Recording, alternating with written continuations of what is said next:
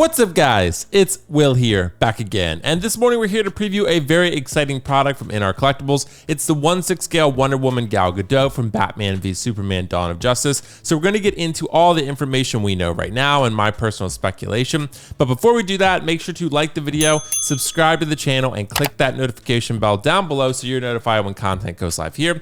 That said, let's waste no more time and jump right into it. We have a rooted hair, or rather wool implanted hair Wonder Woman here with a silicone body that looks fantastic. I know in the original photo people were saying the likeness wasn't great. I do think this can be improved just a tad, but I think looking at these photos with a little bit more detail and some more angles and things like that, this is a very, very strong likeness to Gal Gadot. You have a fully silicone seamless body, as you can see here. You have die cast components. They said they have a metal figure stand, so I'm not sure if the base itself is metal in some way, but there is some die cast components in that figure stand. The sword and the shield, we're not sure if those are die cast. If they are, I would be careful with them just because I know the die cast thing is great. I love accessories that look realistic and feel realistic, but at the same time, they can sometimes wear on the joints, particularly when you have silicone components like these. It could really start to sag things over time with die cast accessories that are often quite heavy. So for me, if the sword is die cast, that's great. The shield, I would prefer probably not be die cast, something that's not going to make the sword and the weapons and everything be too heavy and just put a lot of pressure on everything involved with the figure itself. I think the body itself looks fantastic. InArt has done a great job recreating a silicone body here, which I wasn't sure rather that they'd be able to do very effectively because they've never done anything like that, but they clearly have, and I believe they've created their own custom body here. I don't know if it has anything to do with Fison or not. I don't see anything listed in the details that we have thus far about a Fison body, but it looks very similar to one. And I think InArt has created a beautiful figure here. This is just fantastic. Hopefully this has longevity to it, but I think overall, seeing a custom body like this that InArt has created is pretty awesome. I think the armor looks fantastic. The hair looks great. The likeness of Gal Gadot, I think, is very strong. I see it at almost every angle. It's very, very close. I'd say this is probably like a 9 out of 10 head sculpt in my opinion. So I do think you're going to be very happy with it. I don't have any details on price yet. I do know that it's only available in Australia and New Zealand. So you're going to have to go through 1/6 Kit for this one. I'll ask Kit if I can get a code. The pre-order goes live tomorrow morning, sometime in the early hours of the morning. So I'll ask him if I can get a code for you guys, maybe $5 to $10 off, and we'll see what we can do. But you can see you got the sword and the shield there. You get the lasso of truth as well. There's the display base. Again, I'm not sure if that has metal components. We'll have more information soon. There's the hands that we're going to be using to interchange to display this Wonder Woman figure.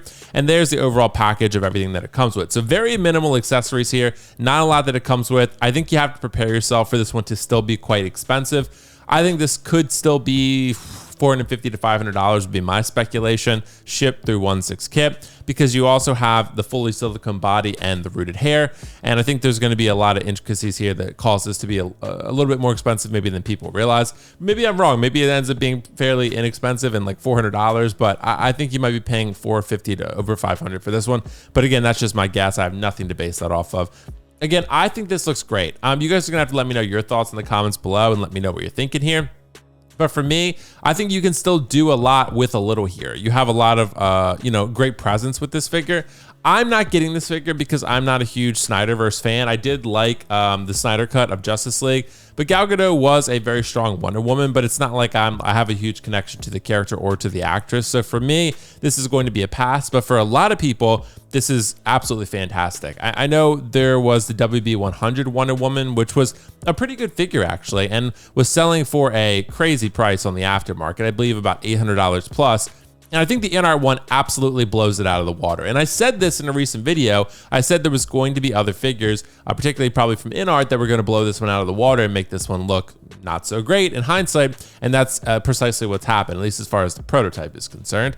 This is a good figure. It definitely was for its time. Has a probably even better display base, more intricate, a lot more going on. But InArt is more minimal, which is probably good for space reasons. But yeah, the WB 100 Wonder Woman was still good. But when you look at that InArt one, it blows it out of the water, which again, Hot Toys went first. InArt was able to go second and refine theirs and make something really exceptional. I'm excited to see this character from InArt though, despite the fact that I have no interest in her, because again, a lot of collectors want her, and I'm glad that something from that phase 1 list is being fulfilled, albeit a couple years late, but we're still there nonetheless. And this is filling a void in a lot of collections for collectors. A lot of people really want this Wonder Woman because they love the character, and you know, we'll see what James Gunn comes up with when it's time for Wonder Woman to enter the DCU, but for now, I think this one is great. This angle in particular, I think is really awesome from this side profile. I really do see Gal Gadot's likeness in there very strongly. And again, I think the rooting of the hair is absolutely fantastic. So for me, I definitely think this is going to be worth a pickup if you're a huge Wonder Woman fan. You know, I think that's going to be an individual decision. I'm pretty confident that BVS Batfleck is going to be coming maybe by the end of the year, if not in the early stages of next year. So there are going to be a nice round out group of Snyderverse characters. I mean, you had the Superman, the Henry Cavill, you have this Wonder Woman, you're going to have a BVS Batfleck. So I know InArt has already confirmed that figure is in production on a live stream we had prior. And, you know, again, I think people are going to be really excited about that. So you're going to have the Holy Trinity, in other words, which, you know, a lot of collectors are going to be really excited about. But again, be ready to shell out. I'm just speculating baselessly around $500, something like that. Again, the silicone body, fully silicone body, the rooted hair, you're going to have a lot to contend with here as far as the price is concerned. But like I said, going to be worth it at the end of the day. I think this is going to end up being one of InArt's best figures when it's all said and done, just because of how great of work they've done with that custom seamless body and the head sculpt and how much presence it's going to have just due to the nature of the outfit. Wonder Woman's outfit is, of course, very iconic, but also very dynamic and contains a lot of presence to it. So for me, look, guys, I think you got to have the sword and the shield in her hand, or the lasso of truth, whatever you want to do. But the sword and the shield, this is probably the iconic pose for the character. But again, I just worry about the heaviness, the weightiness of the accessories and how that's going to feel with die cast on the body itself. And you do want to be careful with seamless bodies, not to you know, expose them to prolonged posing of joints. Sorry, it's early in the morning. Prolonged exposure of joints that are going to put pressure on them and creasing and eventual tearing if you don't move the joints over time. So yeah, let me know what you guys think in the comments below. I think that's all from me for now, but very exciting announcement. And I'm really excited the community is getting this one because, you know, it's been long overdue and people have been asking about it nonstop for the last couple of years. So better late than never, right? Guys, make sure to like the video, subscribe to the channel, and click the notification bell down below, and let me know your thoughts on this figure. I'll catch you in the next one, and exciting times. Let's see what else InArt, J&D, and Hot Toys have in store. Pretty exciting. It's a good time to be a collector, albeit an expensive one. Guys, I'll see you in the next one. Bye.